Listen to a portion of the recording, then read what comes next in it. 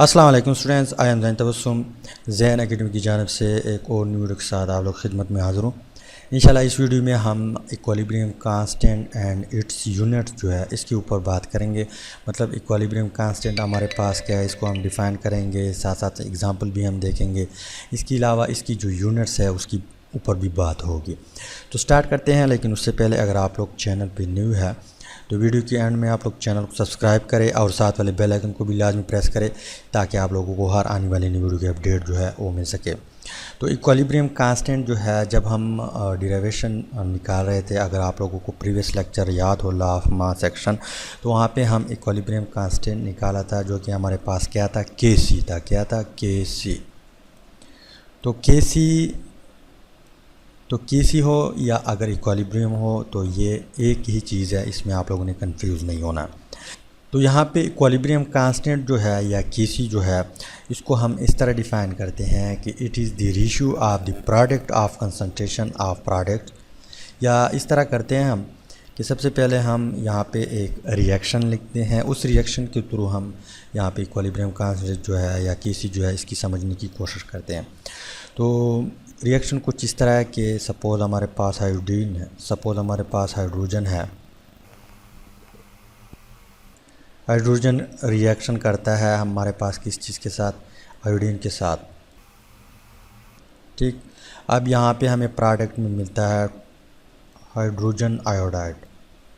अब चूँकि ये हमारे पास रिवर्सिबल रिएक्शन है तो वापस हाइड्रोजन आयोडाइड डिकम्पोज होकर आपको आयोडीन और हाइड्रोजन गैस जो है वापस दे सकता है। तो ये हमारे पास क्या है, एक रिवर्सिबल रिएक्शन है। क्या है? कौन सा रिएक्शन है? रिवर्सिबल रिएक्शन है।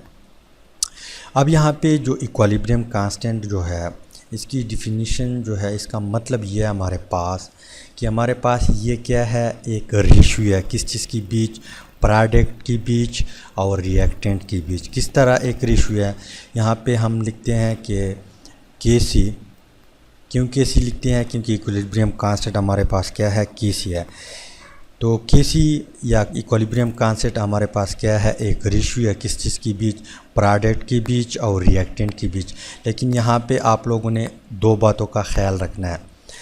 रिएक्शन हमारे पास क्या हो, बैलेंस हो। क्या हो? जिस तरह यहाँ पे ये रिएक्शन हमारे पास बैलेंस है, यहाँ पे 2 हाइड्रोजन है, 2 आयोडीन है, तो यहाँ पर भी अगर आप लोग देख ले, यहाँ पे 2 हाइड्रोजन है, यहाँ पे 2 आयोडीन है, क्योंकि 2 यहाँ पे इसके साथ ज़रब खाता है। तो ये हमारे पास बैलेंस केमिकल इक्वेशन है। इसके अलावा यहाँ पे एक और पॉइंट आप लोगों ने नोट करना है कि प्रोडक्ट जो होगा आप लोगों ने नॉमिनेटर में लिखना है, जबकि रिएक्टेंट्स है वो आप लोगों ने हमेशा डिनोमिनेटर में लिखना है। ठीक, तो यहाँ पे के सी या इक्विलिब्रियम कांस्टेंट जो है हमारे पास एक रेशियो है। क्या है? रेशियो है किस चीज़ के बीच, प्रोडक्ट के बीच और रिएक्टेंट के बीच। तो प्रोडक्ट मैंने आप लोगों को बता दिया कि आप लोगों ने हमेशा ऊपर लिखना है। तो प्रोडक्ट हमारे पास क्या है, हाइड्रोजन आयोडाइड है।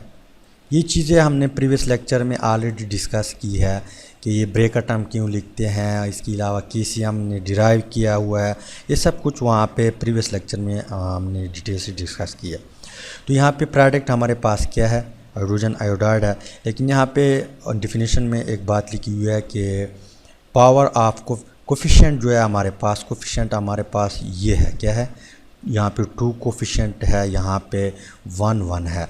1 चूँकि हम लिखते नहीं है इसलिए यहाँ पे हमने 1 नहीं लिखा। तो कोफिशिएंट हमारे पास क्या है, यहाँ पे जो नंबर ऑफ मोल है उसको हम कोफिशिएंट कहते हैं या एक्टिव मास है।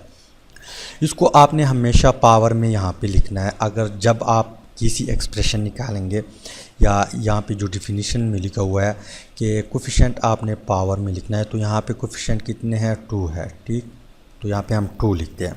इसके अलावा डिनोमिनेटर में हम क्या लिखेंगे, रिएक्टेंट्स लिखेंगे। तो रिएक्टेंट हमारे पास क्या है, हाइड्रोजन है।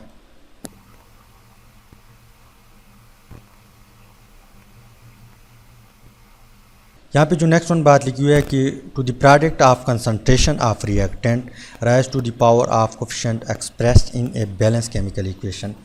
मतलब यहाँ पे अगर हमारे पास 2 मोल होते, यहाँ पे 2 मोल होता है, यहाँ पे 2 मोल होता, कोफिशिएंट होते, तो वहाँ पे तो यहाँ पर भी हम कोफिशिएंट लिखते पावर की फॉर्म में। लेकिन यहाँ पे चूँकि कोफिशिएंट 1 है तो 1 चूँकि हम नॉर्मली लिखते नहीं है। ठीक, इसलिए यहाँ पे हम पावर नहीं लिखते।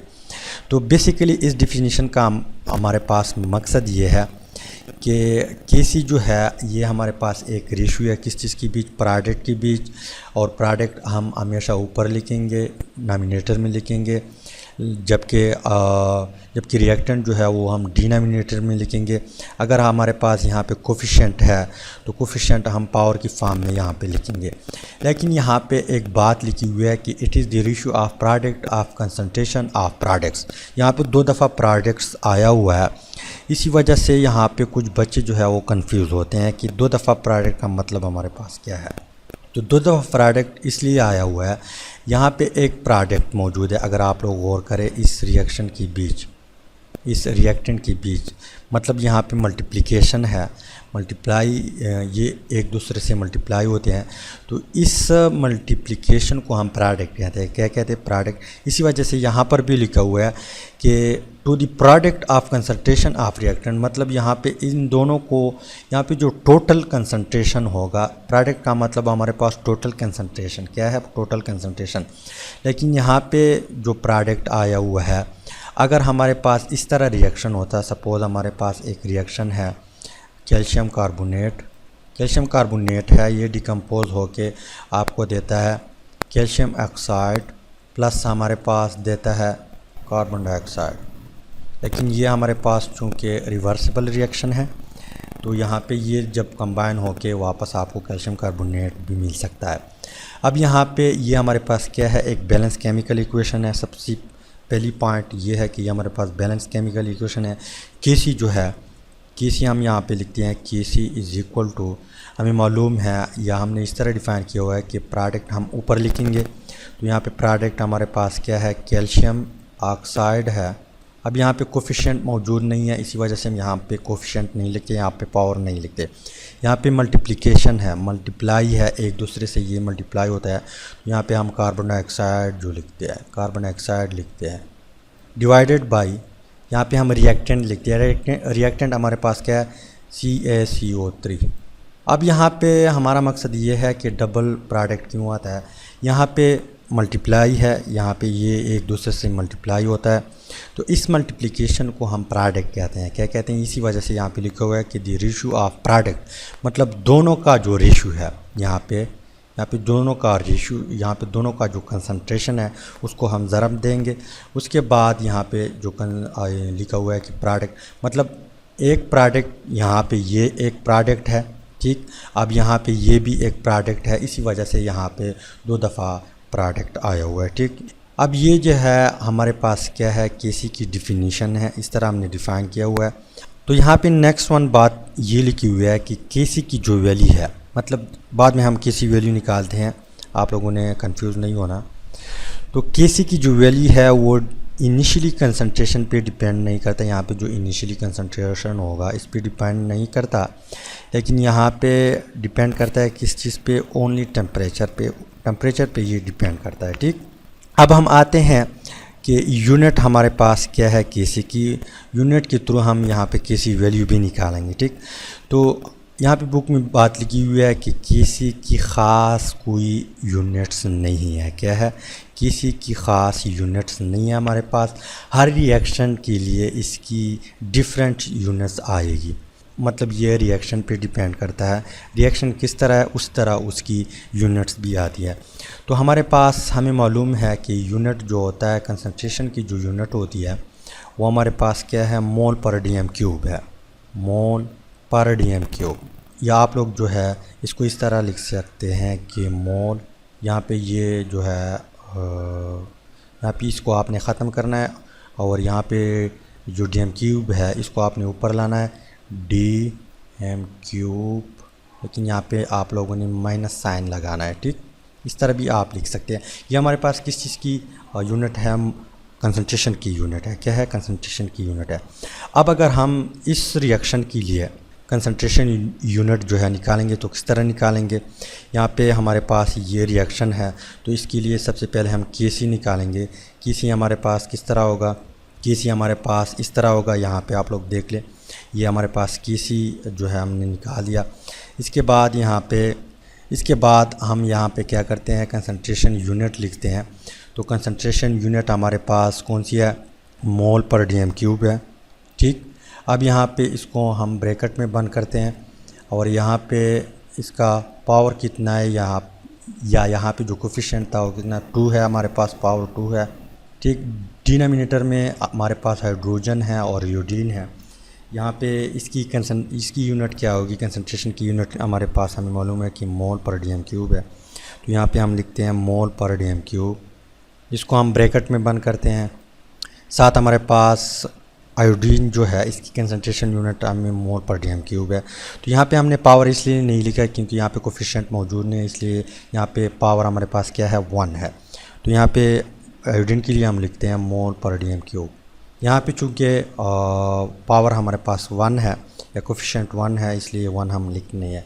तो हमारे पास यहाँ पे इसको हम मज़ीद सिंप्लीफाई करते हैं तो ये डीएम क्यूब इस डीएम क्यूब के साथ कैंसिल आउट हो जाएगा और यहाँ पे 1 मोल डीएम क्यूब बचा हुआ है। एक इसके साथ कैंसिल आउट हुआ, एक बचा हुआ है। अब एक जो बचा हुआ है वो भी इसके साथ कैंसिल हो जाएगा और यहाँ पे हमारे पास आंसर क्या आएगा, 0 आएगा। तो मतलब ये है कि इस रिएक्शन के लिए जो केसी की यूनिट है वो हमारे पास क्या है, 0 है। क्या है, 0 है। पहले भी मैंने आप लोगों को बता दिया कि हर रिएक्शन के लिए केसी की यूनिट जो है वो डिफरेंट आती है। तो इस रिएक्शन के लिए जो केसी की वैल्यू है वो 0 है।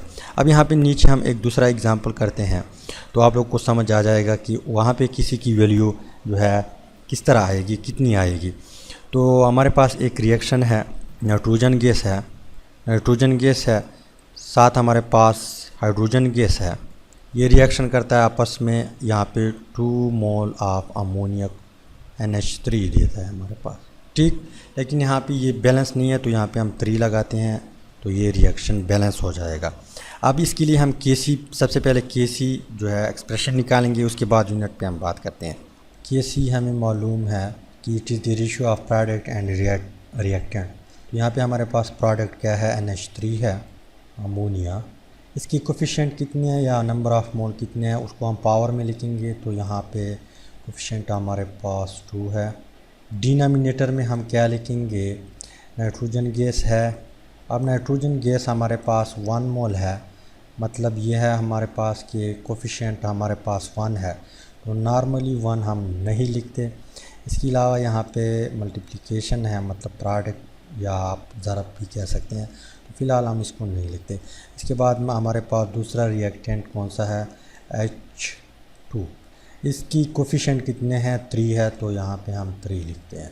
ठीक, तो यहाँ पे इसके बाद आप लोगों ने क्या करना है, हमें मालूम है कि मोलर कंसंट्रेशन की यूनिट क्या है, वो यूनिट हम लिखते हैं। तो यहाँ पे हम लिखते हैं कि Kc इज इक्वल टू मोल पर डीएम क्यूब, मोल डीएम क्यूब इनवर्स। इसको हम ब्रैकेट में बंद करेंगे, लेकिन यहाँ पे कितने कोफिशिएंट कितने हैं, 2 है, मतलब पावर हमारे पास 2 है, स्क्वायर है यहाँ पे। ठीक, डिवाइडेड बाई यहाँ पे नाइट्रोजन हम लिखेंगे, नाइट्रोजन की मोलर कंसंट्रेशन, नाइट्रोजन की यूनिट हमारे पास क्या होगी, मोलर कंसंट्रेशन की मोल पर डीएम क्यूब होगी।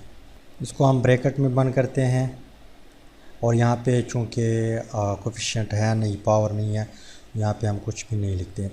यहाँ पे हम हाइड्रोजन लिखते हैं, हाइड्रोजन की यूनिट लिखते हैं, कंसंट्रेशन की यूनिट, तो मोल पर डीएम क्यूब, ब्रैकेट में बंद करते हैं।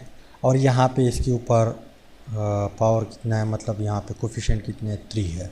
अब यहाँ पे हम इसको कैंसिल करेंगे, ये मोल पर डीएम क्यूब यहाँ पे 1 मोल पर डीएम क्यूब का आ जाएगा, इसको इसके साथ कैंसिल करेंगे, यहाँ पे 1 बच जाएगा।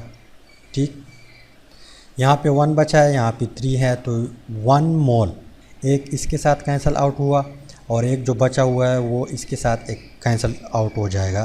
तो यहाँ पे हमारे पास किसी क्या बचेगा, किसी क्या होगा हमारे पास, किस चीज़ की इज इक्वल टू होगी किसी। तो यहाँ पे हम 1 लिखते हैं, जब कोई भी चीज़ नहीं हो तो यहाँ पे 1 मौजूद है। ठीक, इसके बाद डिनोमिनेटर में हम लिखते हैं कि मोल पर डीएम क्यूब स्क्वायर। पहले यहाँ पे 3 था, एक ऊपर के साथ कट हुआ, तो यहाँ पे हमारे पास 2 होगा अभी, मतलब यहाँ पे स्क्वायर होगा। तो यूनिट जो है, यूनिट हम नॉर्मली डिनोमिनेटर में नहीं लिखते, मतलब इसको हम ऊपर लेके जाएंगे। तो यहाँ पे पावर जो है ये इस मोल के ऊपर भी है, यहाँ पे इस डीएम क्यूब के ऊपर भी है, यहाँ पे एक दूसरी यूनिट है, यहाँ पे एक अलग यूनिट है, ये अलग यूनिट है। तो यहाँ पे हम फिर क्या करते हैं, यहाँ पे हम लिखते हैं कि K C is equal to 1 divided by mole square. यहाँ पे ये जब इसके साथ ज़रब का आएगा तो डी एम क्यूब हमारे पास कितना आएगा, -6 आएगा। क्या आएगा, 6 आएगा। अब यूनिट जो है हम डिनोमिनेटर में लिखते नहीं हैं, इसी वजह से यहाँ पे हम किस तरह लिखेंगे कि K C is equal to मोल, मोल के ऊपर स्क्वायर है, तो यहाँ पे डिनोमिनेटर है ऊपर जाएगा तो ये माइनस में कन्वर्ट होगा, मतलब -2 हो जाएगा। अब यहाँ पे नीचे डी एम क्यूब जो है, सॉरी यहाँ पे नीचे जो -6 है ये हमारे पास यहाँ पे माइनस में है, ऊपर जाएगा, पर यहाँ पे ये प्लस में कन्वर्ट होगा। तो प्लस हम लिखते नहीं हैं, यहाँ पे हम सिर्फ यहाँ पे हम क्या लिखते हैं, 6 लिखेंगे। तो यहाँ पे ये क्या है, ये इसकी यूनिट है के सी, लेकिन किस रिएक्शन के लिए, यहाँ पे हमने रिएक्शन लिखा हुआ है। इस रिएक्शन के लिए जो के सी की यूनिट है वो यहाँ पे ये है जो आप लोगों को नज़र आ रहा है। और यहाँ पे अगर आप लोगों ने ऊपर गौर किया, यहाँ पे इस रिएक्शन के लिए जो के सी यूनिट थी वो 0 आई थी।